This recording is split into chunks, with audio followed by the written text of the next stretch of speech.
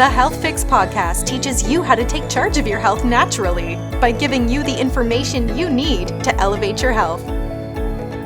Hello there, health junkies. Welcome to another episode of The Health Fix. I'm your host, Dr. Janine Krause. I have a fun episode for you today. We're going to be talking about yoga. We're going to be talking about breathing. We're going to be talking about the importance of daily routines to manage stress, especially during these challenging times that we have going on right now. And my guest is Irina Adriansen. Maybe I said that right. You can tell me, Irina, if I said it correctly. Perfect. She's a yoga teacher. She's a massage therapist and an Ayurvedic lifestyle coach, helping folks to live for more than just the weekend. She has a fabulous website that is foreversunday.org. I love that concept because I think for a lot of people, we're always trying to hold on to those Sundays. So, Irina, welcome to the Health Fix. Thank you. I'm so happy to be here. Thank you for having me. Now, of course, we were talking about before we came on, you know, the fact that you live in Portugal and your beautiful photos that you have on your website. Folks could take a Forever Sunday virtual vacay just looking at your website. And I was looking at him going, oh, I bet she surfs. And sure enough, we have proof that she surfs right in the background here. And we're talking about, you know, you being there for 3 years and just enjoying yourself. And of course, I did a little homework on you prior to this podcast and was hearing stories of how you are from Belgium originally and got into the grind that many are stuck into of corporate world. Yeah. And you found Ayurvedic medicine and yoga as the source for getting you back to you. And of course, we're going to talk about that today as well. I can't wait to jump into that. But first and foremost, I want folks to have a little summary of what is Ayurvedic medicine in a general, you know, what is Ayurvedic yoga? I think a lot of people know what yoga is, but the concept of, it comes from India is probably as far as a lot of people get and don't really have the lifestyle that matches with that. So can you give us a summary of how the Ayurveda lifestyle comes with the yoga? Yeah, sure. Ayurveda is sometimes called the sister science of yoga because they came from the same place. And one really supports the other. So yoga is about doing asana for the body, but also the mind, quieting the mind. And Ayurveda is there to help you with that because a healthy body is going to be much easier to bring into meditation than a body that's not so healthy. And also a body that's not healthy is going to, you know, the mind-body connection is real. So Ayurveda looks at the body, the mind, and the soul. So also what your purpose is in life. And Ayurveda is, so it originated in India about, I think the first written scriptures were about 5,000 years old. And it's the oldest known holistic system, holistic health system. And it works mainly on prevention. So there is a part that contains medicine and herbal medicine and tinctures and all of that. But the main part is aimed at prevention of disease. And there are certain guidelines based on the Ayurvedic mind-body type. So it's a framework that it uses to give guidelines for every single person to live their best life. And what I found really fascinating is that it's the first program or framework that I found that looks at every person as if they are unique. So even though you fall into the category, okay, I'm this mind-body type, but still there may be some things that you have to tweak or that are different to you than somebody else who has the same type. And so your healing process is also going to be different than somebody other healing process. Yeah, no, I love that because I'm an acupuncturist, so I have a lot of background in Chinese medicine, and it's similar in some aspects, but I also have some training in Ayurvedic medicine as well. And I love the aspect that it's so unique to the person, whereas conventional medicine is kind of a one-size-fits-all process. And unfortunately, it still seems to be kind of going that way, while we have folks like us who are like, no, you have a unique body and a mind and a spirit, and this kind of can tap into that. Yeah. Now, of course, you found that for yourself, and today we are going to talk about routines, and folks think about yoga as a routine, but sometimes lifestyle isn't always thought about as a routine. It's like we do healthy things here and there, but we don't think about it on a daily basis. So tying it into daily basis, would you mind telling folks a little bit about the 3 doshas and how they might, recognize maybe a piece of a dosha in themselves, maybe some kind of, maybe you could explain in terms of the doshas of manifestations of how their mentality might feel, anger versus depression versus whatever. Yeah, will do. Okay, so there are 3 mind-body types in Ayurveda, and we call them doshas. Their names are Vata, Pitta, and Kapha. And a Vata type person, it means that this person has mostly Vata type energy. The other energies are also present, but mostly Vata is a person who is often very creative. They're real out-of-the-box thinkers. They can be inventors. They're very active, moving a lot. If they are out of balance, they can, everything gets a little bit, like all the typical properties get a little bit bigger. So this moving a lot might turn into tics, like tapping the hands or something like that. Insomnia, constipation. There are lots of different imbalances for every type of person. A major imbalance for Vata is also anxiety. So Vata type persons are anxious by nature, but when they're out of balance, it can get very bad. So normal anxiety, panic attacks, obsessive compulsive disorder, and going into that range would be typical Vata imbalances. The second type is Pitta, and they are the leaders of the gang. They have the fire element that's very strong in them. So they are the trendsetters, the people who start things up. They are often managers or own their own business. And imbalances in the fire type persons can be irritability and anger, so very short fuse. They often are prone to skin rashes, acne, heavy bleeding periods, and things like that. And then finally, there is the Kapha type person, and they are the most nurturing type. So they are often found in professions like nurses and doctors and vets, because they really like taking care of other people and animals, and they like taking care. So they have a really big heart, which means that they often they tend to neglect themselves a little bit, and they really like their routines. So they're very fixed in their ways. Everything, like the type of person that goes to the same place on holiday every year, and there's nothing wrong with that, absolutely not. It's just a typical trait that could be found in a person that has a high Kapha energy. And the Kapha that's out of balance often has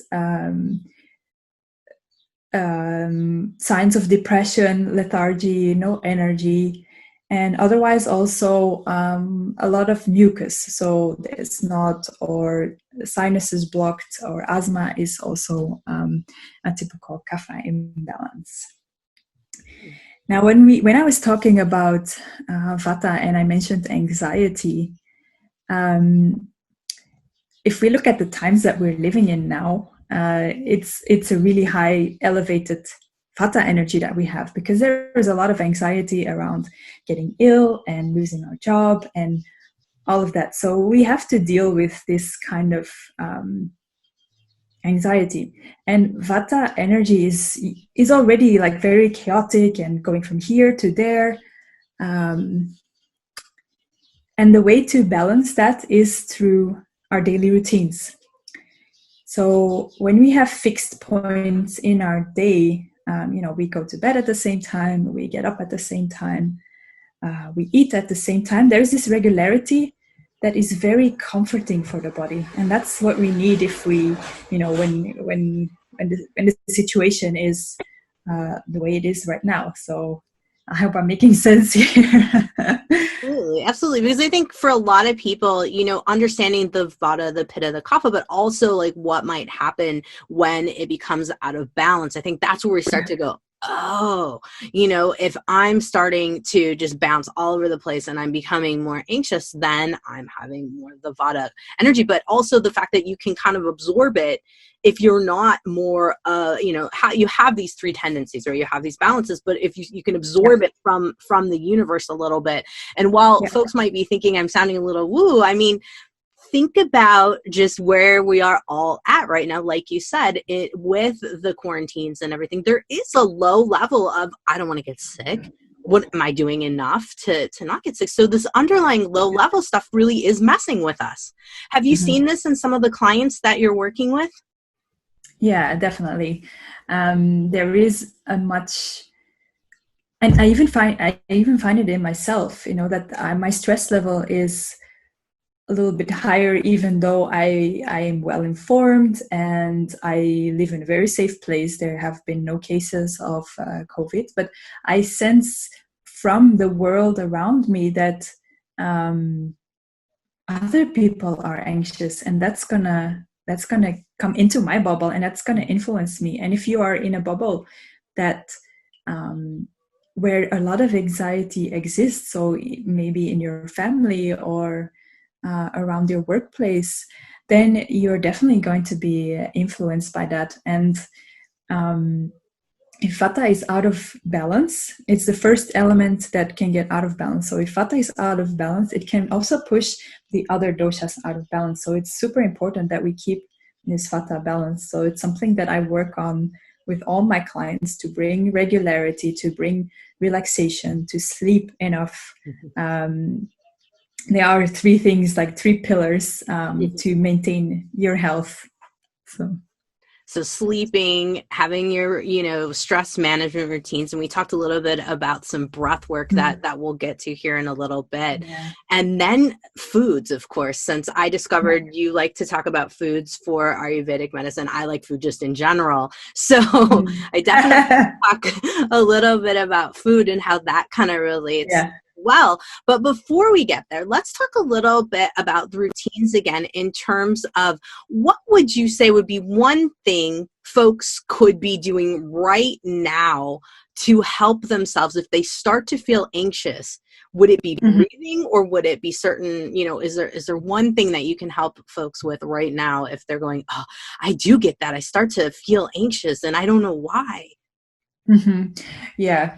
The main thing is not to go with the feeling, but to focus on your breathing. So there are in yoga a lot of exercises that we use that can calm the nervous system, because the breath is directly linked to the nervous system. If we are in panic, we're gonna, our breath is gonna come into the chest and it's going rapidly, and this signals to our brain that there is a reason to have fear.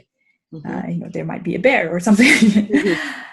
If you have a habit of breathing into your chest, or breathing in a really shallow way, you might trigger these feelings of anxiety with yourself, but it also means that you can fix it if you become aware of this pattern and you start bringing the breath deeper into your belly.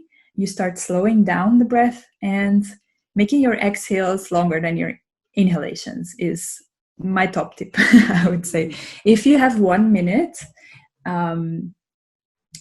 to find a little bit more of calm, this is the exercise that I would do. Just breathing for 1 minute, and make your exhalation just a little bit longer than your inhalation. And this will automatically bring your nervous system down again. You will start to relax. Your body will perceive that there is no more threat, and everything else will go easier from there. I love breathing, and I think all of us can just take a time out no matter what and just get some good breath work, and it's good for us overall. But yes, I think a lot of folks right now, they've heard, breathe, just breathe, but don't really grasp the concept of how to do it. So I like that you're saying do the exhale longer, get into the belly a little bit more, kind of the concept of yoga style of breathing. Now, with the different doshas, are there any different tweaks anyone can do to step up their game to balance even further one way or the other, whether it's someone who has more of a kapha, vata kapha imbalance, or maybe it's a vata pitta imbalance, something of that nature? Would there be any steps that you would think about to kind of add to it for them? Yeah, it really depends. This is it's a question I get a lot. Most people are a mix of, well, we are a mix of the three doshas anyway, but a lot of people have two doshas that are dominant. So often people will go online and they do a dosha test, and maybe then they only see, okay, vata is the most dominant, but pitta is also quite dominant, and then kapha a little bit. So they focus completely on the vata. But if they are almost equal, then you might be doing things that are good for vata but not for pitta. So it can get complicated, and a lot of people are confused how to fix this. But when you go deeper into Ayurveda, you look at the gunas, and they are the qualities that describe everything that is. There are 10 opposing qualities, so they make 20 qualities. And if you look into the doshas and their gunas, and you see what they have in common, then it's easier to find balance, because one of the sayings in Ayurveda is like increases like, and opposites bring balance. So for instance, a guna for vata would be dryness.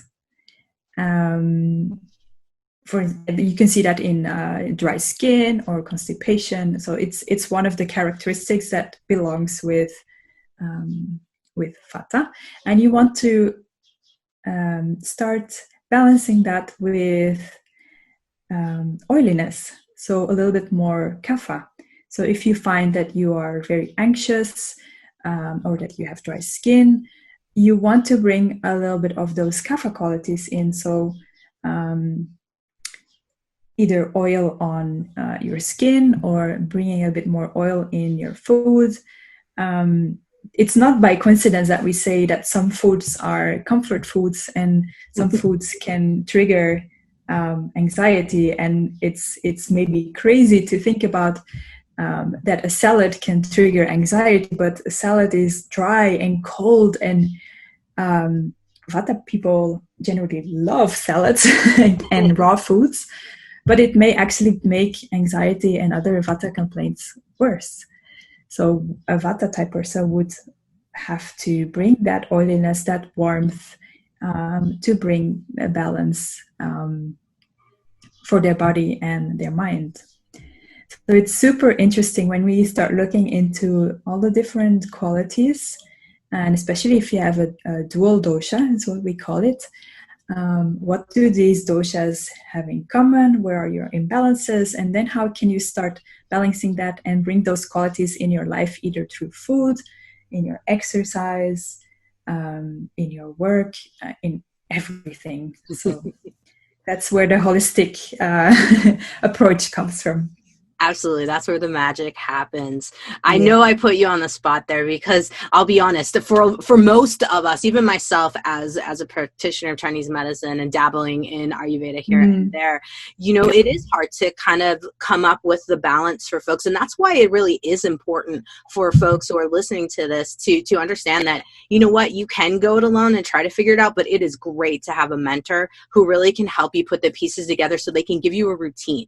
Because I think, that you've probably found from a lot of people that come to you for advice that they've tried to dabble a little bit, but then ended up getting confused and not getting the results that they wanted. And having, those you there to help them to create and solidify those routines is really a big, big help.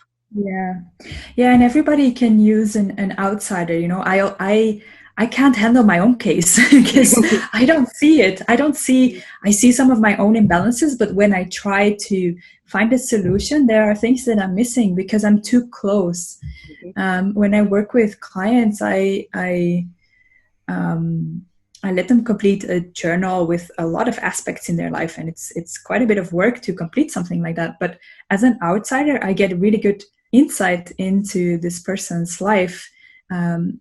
The choices they make, not just the food, but how, their sleeping habits, their working habits, what's going on in their family, because all of that is going to influence how a person is feeling. And then from there, you can start working on the bad habits or the imbalances that you see. So Absolutely. Yeah, definitely. That's a good point. It is a good point to make that you can't see everything when you're trying to treat yourself. And I absolutely would wholeheartedly recommend that to folks to think about that for a minute, because if you've been going at it, trying to fix whatever certain problem you have and not finding the answers, it's probably because you need someone to kind of give you another perspective. Now, let's talk about food a bit, and let's talk about it a bit with mood, because routines and food and mood go hand in hand. And I know you have some history talking about depression, and we've talked about anxiety already that goes along with foods. So if we look at Ayurveda and we look at how Ayurveda can help us to uplift our mood, what would be some basic suggestions that you would have for folks if they wanted to dabble before they found somebody to help them out? Okay. With which condition would you like to talk about specifically? Let's start with Vata, because I think in this case, most of us have a little bit of heightened anxiety. But then I'd like to talk about Kapha a little bit and more of the depressive kind of side of things too. Okay. I think we can swing between both. Okay. So yeah, I mentioned before about there being comfort foods, and on the opposite side, we have foods that are, I can call them discomfort foods because they're not the optimal foods for us. Somebody else can thrive on this food, but if it's not the best food for you, then it's going to have some long-term effects on your body. The good thing is that when you can reverse that with your food as well. So when you learn how your body works and you get a really deep insight and you connect with your body, like what does it need, you can start bringing balance and health back into your life. And so for a Vata imbalance, where we have maybe a lot of anxiety and panic attacks, we want to go towards the more comforting foods. So no raw foods, everything cooked, all your veggies cooked. And we want to go for like stew and soup-like and curry type kinds of foods, because they're very comfortable, they're unctuous, they're oily, they're gonna ground you. So Vata definitely needs grounding.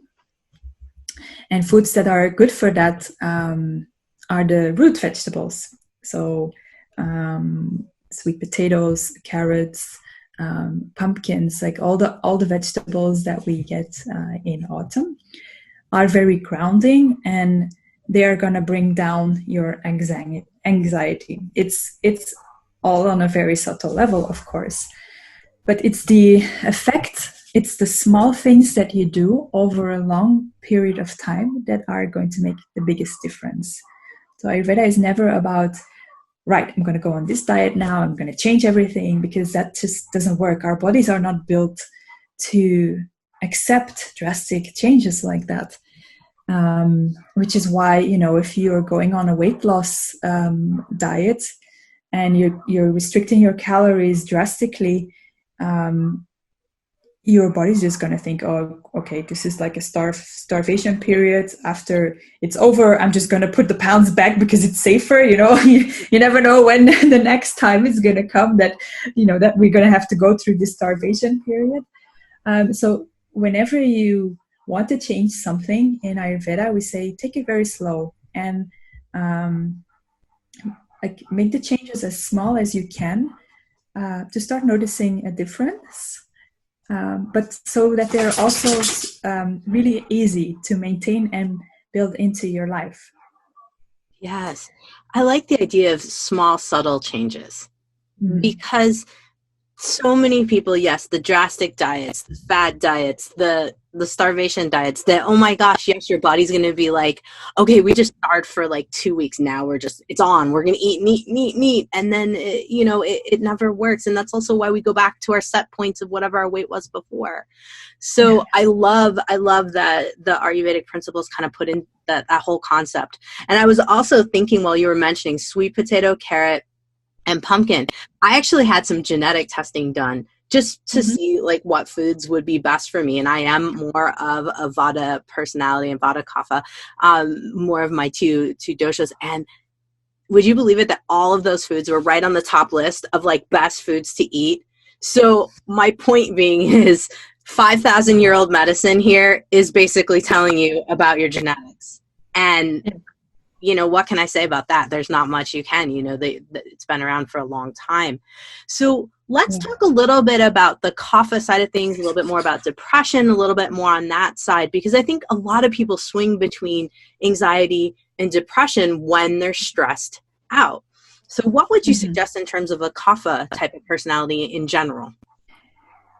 Depression is generally a kapha type imbalance. It can also be, depending sort of on the sort of depression, it can also be a vata or a pitta imbalance. Experiencing some, a low energy, lethargy, don't want to get out of bed, maybe some sadness. The opposing qualities in Ayurveda would be, we want to spice things up a little bit. So we want to get out of our normal routines, so we want to get out of our normal routines, doing things differently, doing things that we haven't done before, even though it's really hard when you're really in the depth of a depression to do anything at all. But recognizing that this is the depression talking and not you. So forcing, bringing a little bit of forceful energy to yourself to actually go and do something. In terms of food, we want to bring more spiciness also in our food. So that's going to be heating, and it's got drying properties. And it's going to give that little bit of a kick as well that we need. We definitely want to reduce the comfort foods here, not the oily or sugary things, because they're going to make us even more lethargic. And definitely stay away from alcohol, because that's a known depressant. And we might also want to stay away from dairy. And if you have any sensitivity to that, wheat or grains as well. Okay. So for kapha, ideally they have half a plate full with veggies, and then a little bit of protein and a little bit of something like grains or potato or something like that. So for kapha, we want really light meals because there is this heaviness of the depression. So we want to counter that with really light food, heating food, and getting a little bit out of our usual routines and getting active as well. Nice. That's a great summary. I like that because I think a lot of people with kapha and just, you know, to help folks remember again, the kapha is kind of more of folks that tend towards putting on weight a little bit easier, move a little bit slower, and that particular personality needs something to put I call it a little fire under the bum to kind of get things going. And so, you know, having the warmer foods absolutely helps, but also having foods that don't weigh you down, which dairy absolutely does. And oddly enough, in my genetic testing, which, like I mentioned before, I'm Vata and Kapha, it was basically don't eat sugar very much, don't eat very many oils, keep your fats low, and dairy. I'm lactose intolerant already. I knew that, but then it was like dairy is not your friend. And I'm like, okay, this genetic testing basically hits both of my doshas to the T. We in Ayurveda we often look at our digestion, and we call it Agni. It's our digestive fire, and Pitta has a really high digestive fire. So it's always like Pitta can always eat, and they're the people who eat and don't gain weight. And then there is Vata, who sometimes is hungry and has a binge, and then maybe doesn't eat for 2 days, or they forget to eat, or very irregular, and also their appetite is very irregular. So if you're going to put something really heavy on a moment when it's the digestion is very low, your food is not going to digest. And Kapha also has very slow digestion. So a combination of Vata and Kapha, you really want to have,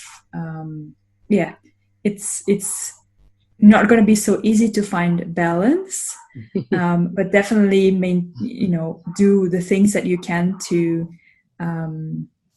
raise the digestive fire so that your food digests properly. Because in Ayurveda we say that food that is not digested properly is the cause for most diseases. Yeah. I can definitely see that. Now, let's talk about how these routines all fit in, because obviously we've got yoga, we have breathing, we have food, we have lifestyle factors. And since you are the Ayurvedic lifestyle coach, I would love to hear what a basic plan might be for someone in terms of from the moment they get up to the moment they go to bed. What do you often recommend in terms of setting routines? Like, say if we started something off for someone, how would it look in terms of you can choose whatever type, however you want. I always start with where the person is at, because it's very different also.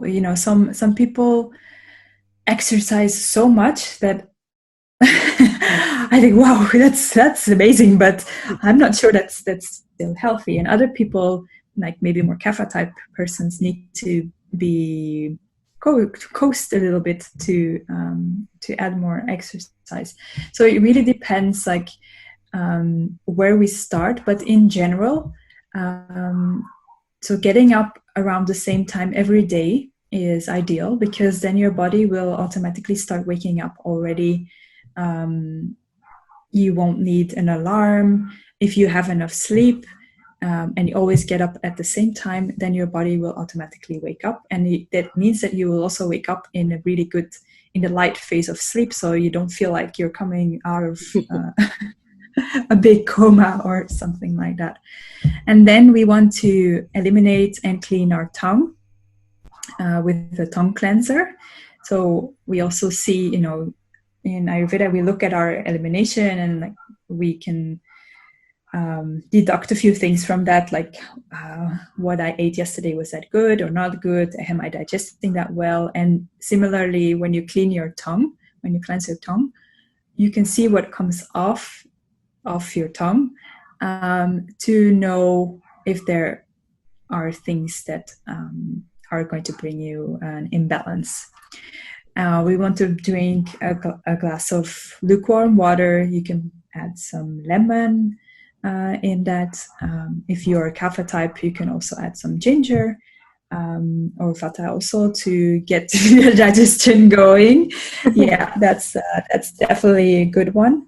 And then if you have the time, it's a good moment to exercise. So exercise on an empty stomach is going to help you with your blood sugar balance. And doesn't have to be much. Like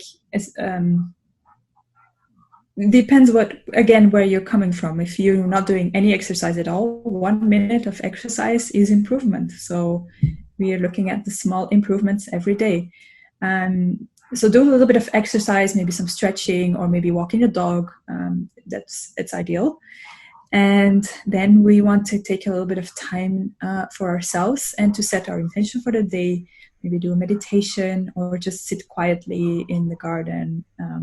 However you reach that state of insight and flow. Just some silence. You don't have to meditate or chant, but somehow sit in stillness is ideal. Very nice. And then we're probably already an hour further or something like that. If your exercise was vigorous,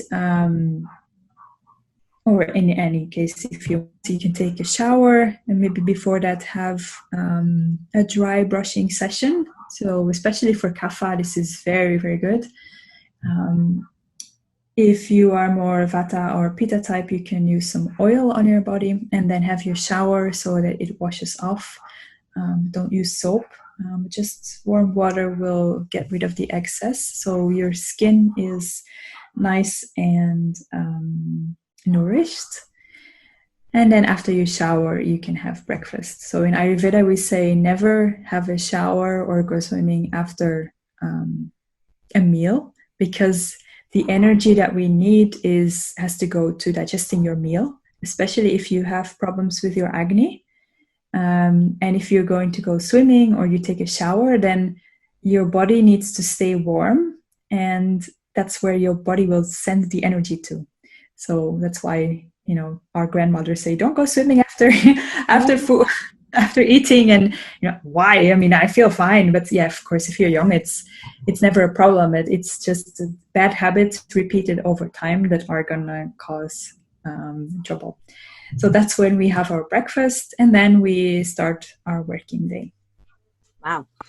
And what about in terms of winding down the day? Are there certain routines that you recommend for folks to wind down the day? Yeah, definitely no screens in the evening. And especially now, with COVID happening, our social life has been on screen. More people are working from home on the screen. Our relaxation is often, Netflix, so it's on a screen. There is just too much screen time, and screen time is elevating Vata, and elevated Vata leads to insomnia. So definitely stay away from the screens for good sleep, at least 2 hours before you go to bed. Do something else and start winding down. Meditation to reflect on your day would be really nice. Also, don't have any food anymore, at least 2 hours before going to bed, so you have a nice fasted night. And go to bed at the same time every day, and more or less, like, it doesn't have to be on the minute, but if you stay in the same range with your bedtime and wake up time, your body will get used to that, and it's going to be so much easier to fall asleep and also to wake up again. If you do feel like you're still a bit hungry or you need some relaxation, you can drink some warm milk. That can be a plant-based milk or normal milk. If you do drink it, then definitely choose organic, and add some turmeric and black pepper, golden milk, like like you can see in and I think if you type in Ayurveda, you will definitely get one article about golden milk. Yes, it's like the poster for Ayurveda. Yeah. So yeah, you can have that to not go to bed with an empty stomach, because that will also impair your sleep. And it will also help you wind down. So some family time is ideal. You can give each other a foot rub or something like that, or have a nice walk with the dog after dinner to settle down your food. Really, whatever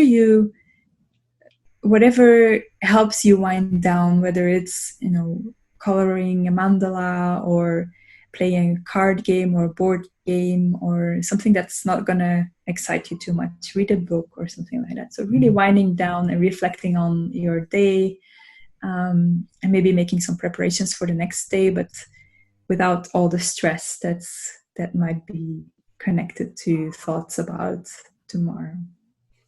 Excellent. Excellent. That sounds like a fabulous routine. I'm going to make sure I put that into our notes at drjkraussnd.com for sure.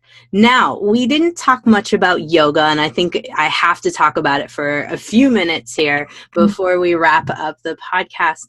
Now, is it true that there's certain styles of yoga that resonate more with the different doshas, and that certain folks should be doing certain types of dosha-based yoga?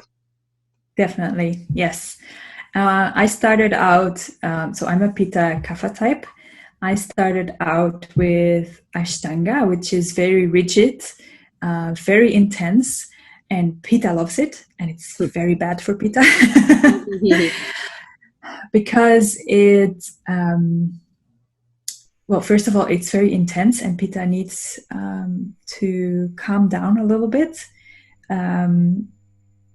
Often the exercise itself will completely wipe out Pitta, so they think they're relaxed, and maybe they are. But it can also have the opposite effect, where it winds you up even more. And also because Pitta has this very intense drive to perform, there is the tendency to overrule the body and just, no, I have to do this. I want to do this. I want to do this right.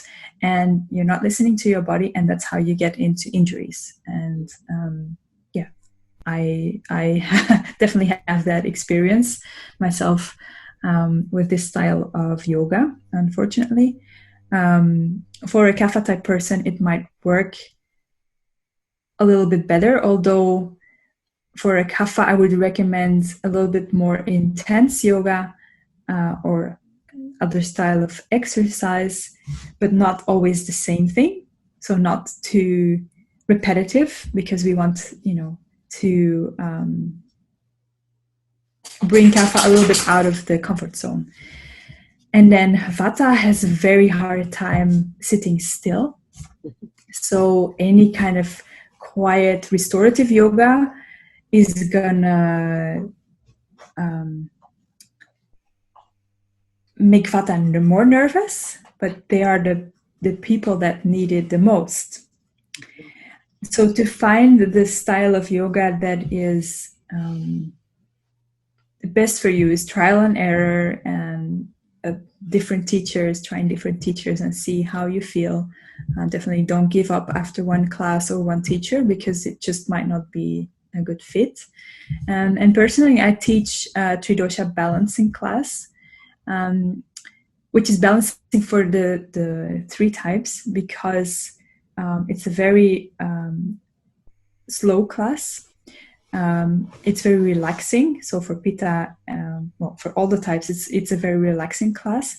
But we hold our postures very, very long. So there is also an effort, but not that frantic movement and flowing that we have in a lot of other classes. So there is an effort, and then also between the postures, the integration, shavasana, breathing exercises, to really connect with our body, because this connection is what's missing with a lot of people. So yoga is there to bring you back in connection with your body, so that you can make better decisions, both in your exercise, in your food, and in general, your whole life. Wow.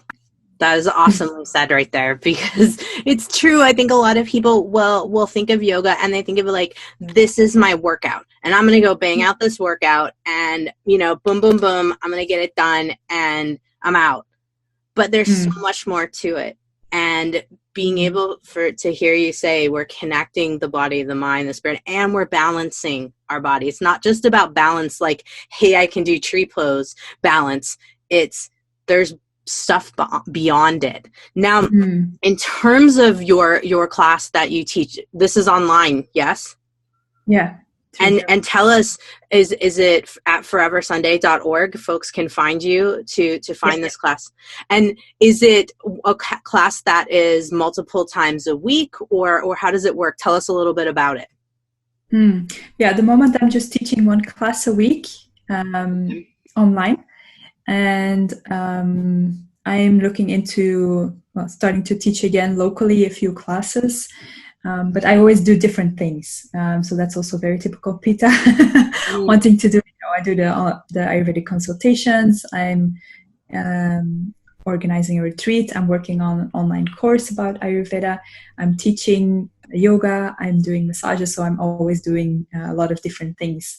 I could never be that teacher who does 20 classes a week, because that will make me burn out, and it wouldn't inspire me personally. So I have one online class per week. That's at 7 p.m. on Thursdays, 7 p.m. Portugal time. Okay. So I don't know if for your listeners that would be a good time. Maybe it's around midday, something like that.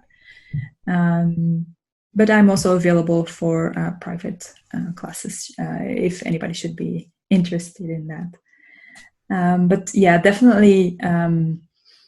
Yoga is not your exercise. If I can make one point, I personally used to be that girl who left before Shavasana because what are you doing just lying on the floor, I used to be that girl, and now I teach a class that has a lot of Shavasana, because I learned, or I had to learn, that this is what I needed, and this is what is bringing me more balance. And I hope that I can also convince other people that this is one of, if not the most important part of a yoga class, is to integrate the practice that you just did. And it's not just about exercise, because just go to the Zumba class then.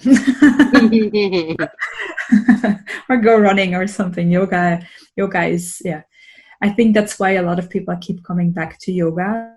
And it took me a few years as well. So I'm never judging anyone for their beliefs about what a class should be. And because I know that it's possible to find the deeper meaning and the purpose of yoga when you keep practicing it. Absolutely. Absolutely. And once again, tying back into routines, keeping in mind that yoga is a practice, and it's also something that you fit into your routine for helping you to balance versus trying to bang it out like an exercise. Yes. Go running, go to Zumba. Those will get you your exercise. But yes, it's perfect. Said there. So everybody, you can find Irina over at foreversunday.org. She has a free dosha ebook, so you can learn a little bit more on what the heck we're talking about.